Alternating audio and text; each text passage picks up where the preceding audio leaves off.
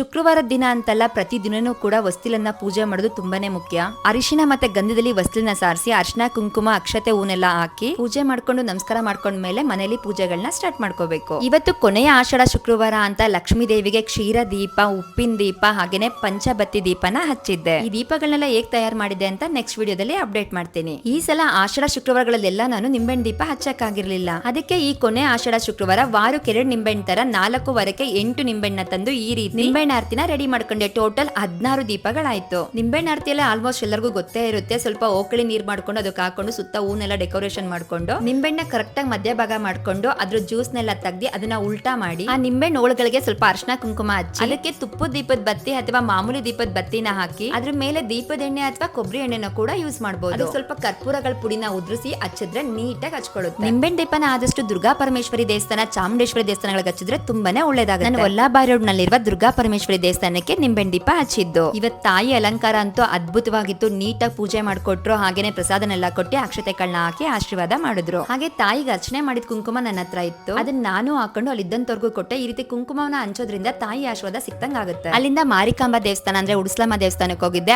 ಆಷಾಢ ಶುಕ್ರವಾರದ ಕೊನೆ ದಿನ ಮಾತ್ರ ಈ ರೀತಿ ಬೇವಿನ ಅಲಂಕಾರ ಮಾಡಿರ್ತಾರೆ. ತುಂಬಾನೇ ಚೆನ್ನಾಗಿತ್ತು ಅಲಂಕಾರ. ತಾಯಿ ನೋಡಕ್ಕಂತೂ 2 ಕಣ್ಣು ಸಾಲ್ತಿರ್ಲಿಲ್ಲ. ಇಲ್ಲೂ ಕೂಡ ದರ್ಶನ ಮಾಡ್ಕೊಂಡು ಪ್ರಸಾದ ಎಲ್ಲ ತಗೊಂಡು ನಾನು ಹೋಗಿದ್ದು ಚಿಕ್ಕಮ್ಮ ತಾಯಿ ದೇವಸ್ಥಾನಕ್ಕೆ. ಇವತ್ತಂತೂ ಚಿಕ್ಕಮ್ಮ ದೇವಸ್ಥಾನದಲ್ಲಿ ಜನ ಸಾಗರನೇ ಇತ್ತು. ತುಂಬಾ ಜನ ಸೇರಿದ್ರು. ನವಚಂಡಿಕಾ ಹೋಮ, 1 ಕೋಟಿ ಪುಷ್ಪ ಸೇವೆ, ಹಾಗೆ ಅನ್ನ ಪ್ರಸಾದ ವಿನಿಯೋಗ ಕೂಡ ಇತ್ತು. ಆದಿಶಕ್ತಿ ಚಿಕ್ಕಮ್ಮ ತಾಯಿ ತುಂಬಾನೇ ಚೆನ್ನಾಗಿ ಅಲಂಕಾರಗೊಂಡಿದ್ರು. ಇವತ್ತು ಅವ್ರ ದರ್ಶನ ಮಾಡಿದೆ ಪುಣ್ಯ ಅಂತ ಹೇಳ್ಬೋದು. ನೀವೆಲ್ಲ ಯಾವ ದೇವಸ್ಥಾನಕ್ಕೆ ಹೋಗಿದ್ರಿ ಅಂತ ಕಮೆಂಟ್ ಮಾಡಿ. ಈ ತರ ಯೂಸ್ಫುಲ್ ಇನ್ಫಾರ್ಮೇಶನ್ಗೆ ನನ್ನ ಪೇಜ್ ಫಾಲೋ ಮಾಡೋದನ್ನ ಮರಿಬೇಡಿ. Thank you.